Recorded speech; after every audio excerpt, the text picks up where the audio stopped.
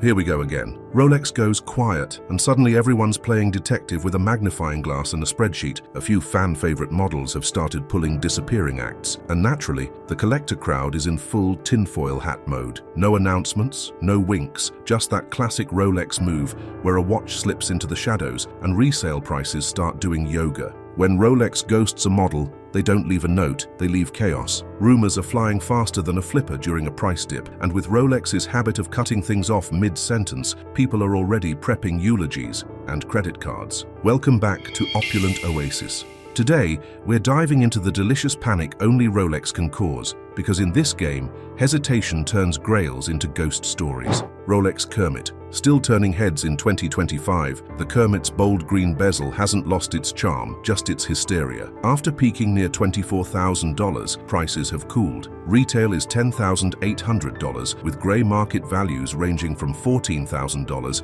to $15,600. Earlier Mark 1s are floating around $13,200, making them tempting for those who want a touch of early-gen bragging rights without paying vintage premiums. Trying to snag one at retail, unless your AD knows your dog's name, prepare for a 3 to 5 year wait. It might not be the loudest piece in the room anymore, but it's still a staple, a slow-burn grail with staying power and just enough scarcity to keep things interesting. Before we move on, if chasing grails and decoding Rolex drama is your thing, hit subscribe and join the circus here at Opulent Oasis. Let's keep the madness going. Rolex Sprite. The Sprite came in swinging, left-handed crown, green and black bezel, and enough personality to stir up purists and new collectors alike. But now, things are getting weirdly quiet. Retail in 2025 holds at $11,650, but grey market prices have crept up to around $16,200 to $16,300. That's a hefty markup for a watch that technically still exists. For now. Rolex doesn't hint, they just let the ADs shrug until you start to panic buy. Some collectors are already playing defense, scooping up full-set stickered sprites like they're prepping for the end times. There's this growing feeling that its run might have been too short, too niche, too Rolex being experimental, which, let's be honest, they don't do often. If it does vanish, those bets might look pretty genius in hindsight. And if not, you're still holding one of the weirdest cool watches they've made in years. Rolex Sky Dweller Mint Green. The Sky Dweller with the mint green dial is pure versatility, elegant enough for business, chill enough for vacation. Housing the caliber 9002 with an annual calendar, dual time zone, and 72-hour power reserve, it's both a complication powerhouse and a style statement. In 2025, retail is $15,650, but on the grey market, expect to pay $24,000 on Jubilee or around $22,500 on Oyster. The dial's so fresh it could have its own skincare line. Some say it's too hot to be discontinued, which in Rolex speak means it might already be halfway out the door. If that happens, the gold versions, yellow and Everose, will only get harder to find. For those watching the price curve, older Sky Dwellers, still hovering between $16,500 and $17,800, might be the smart long-term play.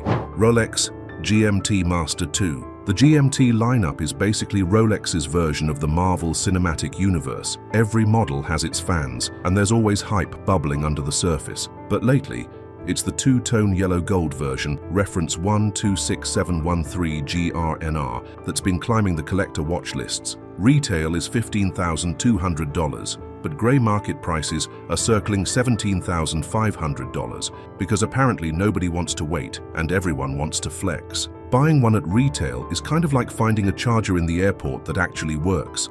Theoretically possible, but unlikely. It's flashy, sure, but not in an accidentally wore Gucci to the grocery store kind of way. It has presence, enough gold to get compliments, enough steel to stay grounded. And while everyone else is chasing Pepsi bezels like it's a middle school popularity contest, this one's doing its own thing, quietly climbing in value while avoiding the drama. A watch with confidence, not a need for validation. Rolex Daytona, ceramic. Still the crown jewel of the Rolex lineup, the ceramic Daytona balances sporty precision with red carpet presence. Powered by the caliber 4130, it boasts a chronograph function, 72-hour power reserve, and the kind of build quality that makes collectors lose sleep.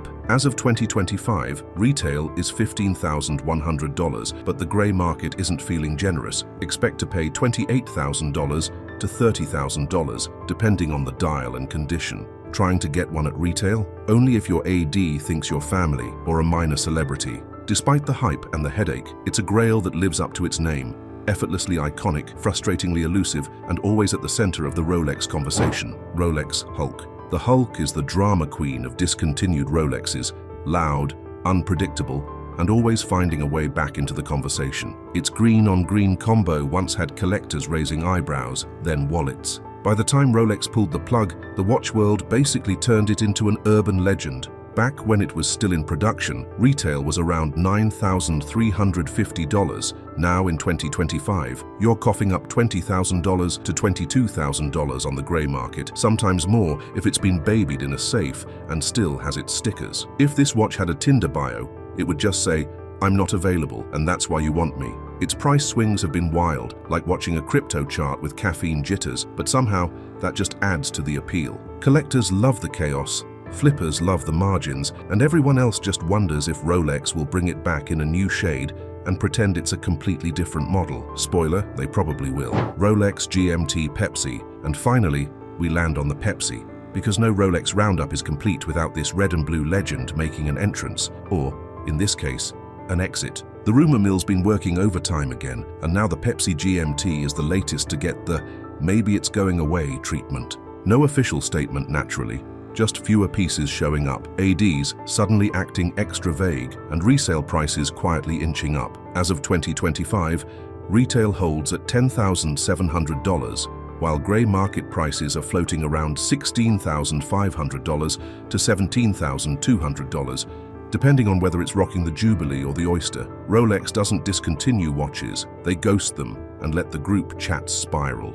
Collectors are already in scramble mode, and honestly, can you blame them? The Pepsi isn't just nostalgic, it's versatile, iconic, and just flashy enough to flex without looking like you tried. If Rolex really does pull the plug, it won't just sting, it'll send half the watch world into therapy. Timing, strategy, and market mastery. The pre-owned market right now, less calm collecting, more stock trading with a tan. Even the old-school watch flippers are tweaking their game because inventory is playing hide and seek and demand refuses to sit still. The Batman GMT is still holding its ground like a loyal sidekick, while the root beer keeps vanishing faster than happy hour drinks. Show up late, and it's already gone. At this point, chasing Rolex inventory feels like trying to catch a cab in the rain. You might get lucky, but probably not. Then there's the Sky Dweller, casually sneaking back into the spotlight, the rose gold with the blue dial. That thing's gone full myth, pushing $63,500 if you can even find one. The solid gold variants are hanging around the $33,000